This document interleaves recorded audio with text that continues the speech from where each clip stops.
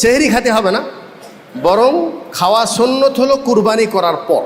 আর যদি কুরবানি গোশত দিয়ে ইফতারি করেন আরও বেশি ভালো। ভালো পোশাক পরে যাবেন, এক রাস্তায় যাবেন, আর এক রাস্তায় ফিরে আসবেন। আমরা যেন ঈদ উল ফিতরে এবং ঈদ উল আজহায় যুবতী মেয়েদেরকে, এমনকি মাসিক ঋতু অবস্থায় মেয়েদেরকে অবশ্যই ঈদগাহে নিয়ে যাই। ইসলামকে আমরা উল্টা মানুষের সামনে বুঝিয়েছি, ভুল ব্যাখ্যা দিয়েছি, দেওয়ার কারণে আমরা এখন সঠিক ইসলামের দিকে মানুষকে ফিরে নিয়ে আসতে যাচ্ছি, আর আমাদেরকে বলছে আর ফেতনাবাস। আহলে হাদিস আন্দোলন বাংলাদেশ, আসুন পবিত্র কুরআন ও সহিহ হাদিসের আলোকে জীবন গড়ি। আলহামদুলিল্লাহ রাব্বিল আলামিন, ওয়াসসালাতু ওয়াসসালামু আলা আশরাফিল আম্বিয়া ওয়াল মুরসালিন, নবিয়িনা মুহাম্মদ ওয়া আলা আলিহি ওয়া আসহাবিহি আজমাইন, আম্মা বাদ। ঈদের দিনে ঈদুল আজহায় কিছু না খেয়ে ঈদগাহে যাওয়া সুন্নত, এবং সেহরি খেতে হবে না, বরং খাওয়া সুন্নত হলো কুরবানি করার পর।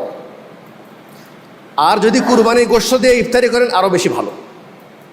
ঈদুল আজহার ক্ষেত্রে, ঈদুল ফিতরে কিছু খেয়ে যাওয়া সুন্নত। ভালো পোশাক পরে যাবেন, এক রাস্তায় যাবেন, আর এক রাস্তায় ফিরে আসবেন, এবং আসার পর কুরবানি জবাই করবেন। কুরবানি যারা গোশত কাটবে, যারা চামড়া ছিলবে, তাদেরকে আলাদা পকেট থেকে টাকা দিয়ে তাদের উজরা দিবেন। গোশত যদি এক্সট্রাভাবে পরে দিতে চান সেটা আপনার ইচ্ছা, দিলেও সে যেন খুশি থাকে, আর না দিলেও সে যেন খুশি থাকে, ওটা তার কর্মের ফল। আর গোশত দিলে এমনি এহসান করে দিতে পারেন। কুরবানির পশু অবশ্যই ঈদের পরে জবাই করতে হবে। কেউ যদি আগে জবাই করে কুরবানি হবে না।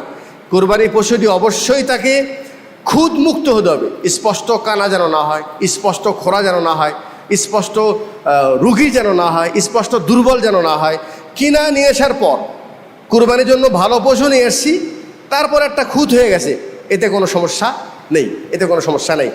ঈদের দিনে ঈদগাহে যে নারী পুরুষ সবাই ঈদের সালাত আদায় করবে, এটাই রসুলের নির্দেশ, আদর্শ। রসুল সাল্লাল্লাহু আলাইহি ওয়াসাল্লাম বলছেন, উম্মে আতিয়া রাদিয়াল্লাহু তাআলা আনহা বলেন, আমারানা রাসূলুল্লাহ সাল্লাল্লাহু আলাইহি ওয়াসাল্লাম, আল্লাহ রসুল আমাকে হুকুম দিয়েছেন আমাদেরকে, আমরা যেন ঈদ উল ফিতরে এবং ঈদ উল আজহায় যুবতী মেয়েদেরকে, এমনকি মাসিক ঋতু অবস্থায় মেয়েদেরকে অবশ্যই ঈদগাহে নিয়ে যাই। তবে যারা মাসিক ঋতু অবস্থায় আসে তারা নামাজের জায়গা থেকে সালাত পড়বে না, সালাতে না পড়ে পাশে তারা বসে থাকবে।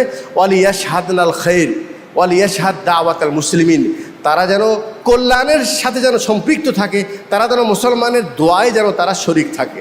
ঈদগাহে তারা অবশ্যই যাবে। রসুলকে বলা হচ্ছে, ইয়া রাসূলুল্লাহ, এরকম বহু নারী আছে যাদের কোনো পর্দা নেই, পর্দার ব্যবস্থা নেই, ওড়না নেই। বলছেন লিতুল বিসহা উখতুহা, তার বোন বা তার বান্ধবী তার অন্যায় তাকে জড়িয়ে নিয়ে যেন ঈদগাহে নিয়ে যায়। যেই রসুল আমাদেরকে এত কড়াভাবে নির্দেশ দিয়েছেন, তাহলে কি ঈদগাহে গেলে নারীদেরকে নিয়ে গেলে ফিতনা হয়? তাহলে ইসলামকে আমরা উল্টা মানুষের সামনে বুঝিয়েছি, ভুল ব্যাখ্যা দিয়েছি, দেওয়ার কারণে আমরা এখন সঠিক ইসলামের দিকে মানুষকে ফিরে নিয়ে আসতে যাচ্ছি, আর আমাদেরকে বলছে আর ফিতনাবাস, এরা নতুন নতুন ফিতনা করতেছে। অতএব আলহামদুলিল্লাহ, আপনাদের এলাকা সচেতনমূলক এলাকা, আশা করি ইনশাল্লাহ নিজেও ঈদগাহে যাবেন, পরিবারের সদস্যদেরকে অবশ্যই ঈদগাহে নিয়ে যাবেন। ঈদগাহে যে তারপর তাকবীর বলতেই থাক। ঈদের পরেও একেবারে আইয়ামে তাশরিকে শেষ পর্যন্ত তাকবীর বলবেন। ঈদের সালাত হবে 12 তকবীরে বিশুদ্ধ হাদিস দ্বারা। প্রথম তাকবীরে তাহরিমার পরে 7 তাকবীর সারা পড়বে, তারপরে 7টা তাকবীর দিবে। তাকবীরের মাঝখানে কোনো দোয়া নেই। আর দ্বিতীয় রাকাতে আবার সেজদা থেকে উঠে সেখানে আবার 5টা তাকবীর দিবেন। এটা হলো বিশুদ্ধ হাদিস থেকে সাব্যস্ত। আর 6 তকবীরের সালাত আমাদের দেশে যেন মাযহাবি ভাইরা পড়ে থাকেন, 6 তকবীরের মর্মে সরাসরি কোনো হাদিস নেই।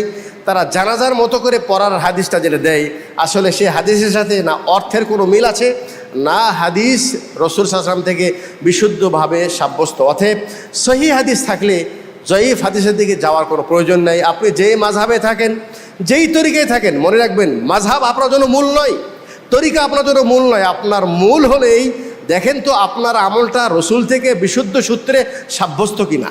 যদি সাব্যস্ত হয় করেন, না করলে দয়া করে জিদ করে যদি করতে থাকেন, দুনিয়ায় জিদটা রয়ে যাবে, আপনার আমল আল্লাহর কাছে কবুল হবে না। আল্লাহ যেন আমাদের বোঝার তৌফিক দান করেন। ইন্নাল্লাহা ওয়া মালাইকাতাহু ইউসাল্লুনা আলান নবী ইয়া আইয়ুহাল্লাযীনা আমানু সাল্লু আলাইহি ওয়া সাল্লিমু তাসলিমা।